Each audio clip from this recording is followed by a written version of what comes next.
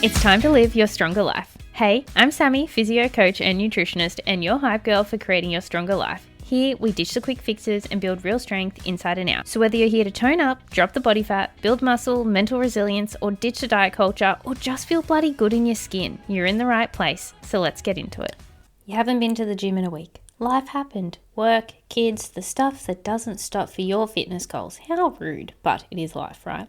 And every day you tell yourself, I'll go tomorrow when I have more time. And tomorrow comes and you still don't have the time or the energy or both.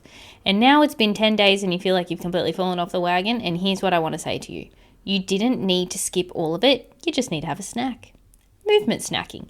It's one of the fastest growing concepts in fitness right now, and it is exactly what it sounds like. Small frequent bouts of movement scattered throughout the day instead of one long session, and there's research behind it.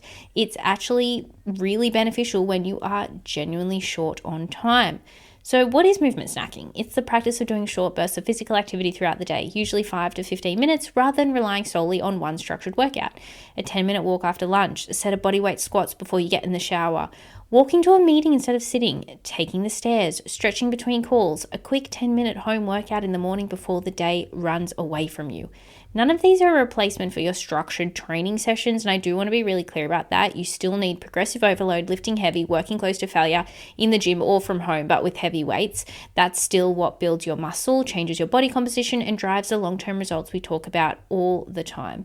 But movement snacking works alongside your training. And on the days your training doesn't happen, it keeps your wheels turning. It also does something specific and really powerful for fat loss, which is your non-exercise activity thermogenesis. It's just, you're moving your body more, you're burning a little bit more throughout the day. It's a really underrated fat loss lever. It's all the calories you burn moving around that isn't structured exercise, walking to your car, fidgeting, taking the stairs, standing at your desk, doing housework, playing with your kids. And here's what shocks most people when they find out. NEAT can account for anywhere from 15 to 50% of your total calorie burn.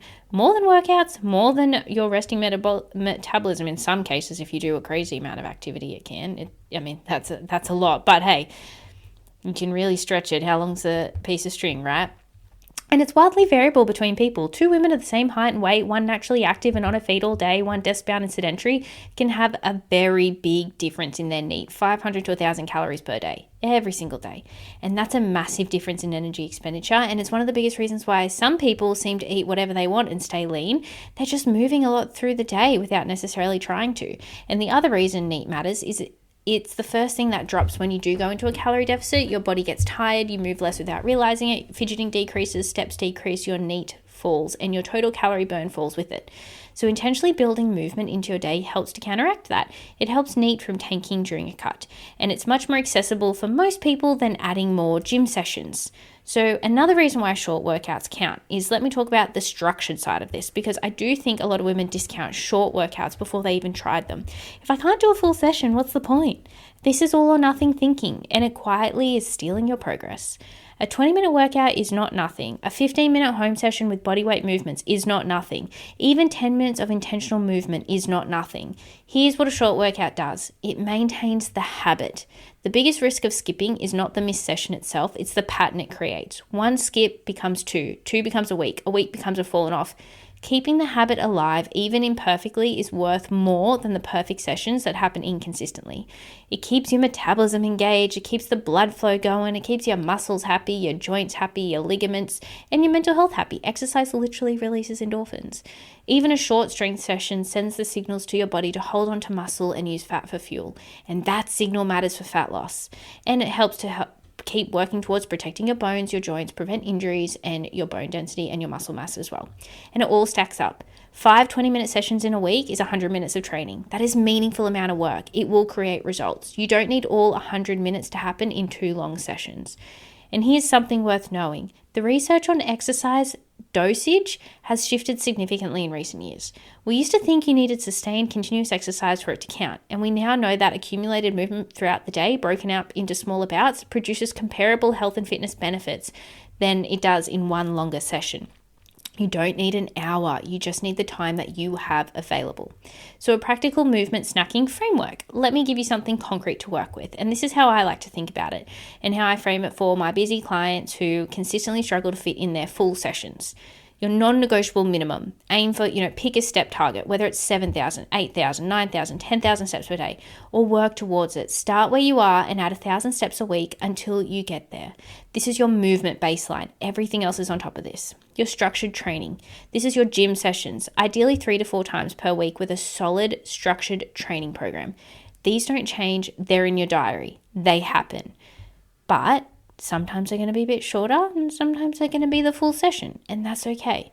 Your movement snacks. On training and non-training days, here are 5 easy ones that require no equipment and almost no time. A quick 10-minute walk after at least 1 meal per day. Post-meal walking is generally one of the most underrated habits for blood sugar management and daily step count, so do it after lunch if you can. 5 minutes of mobility or stretching when you wake up, before the phone, before the coffee, before the chaos. Just 5 minutes of movement to wake the body up. A set of something, bodyweight squats, push-ups, lunges, while you're waiting for your coffee to brew, or your computer to start, or your kids to put their shoes on. 30 seconds of movement sneaked into the transition moments of your day. Take the long way, park further away, take the stairs, walk to the bathroom on a different floor. These feel trivial individually, but they accumulate significantly.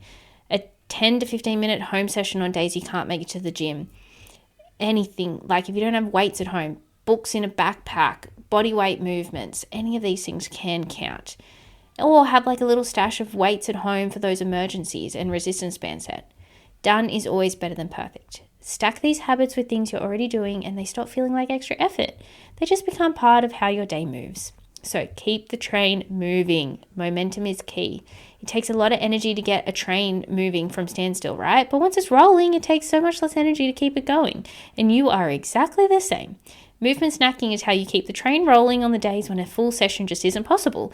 It keeps your habit alive. It keeps your body moving. It keeps your energy expenditure up. And it keeps you feeling like someone who's actually actively working towards their goals, even on the messy, busy, imperfect days.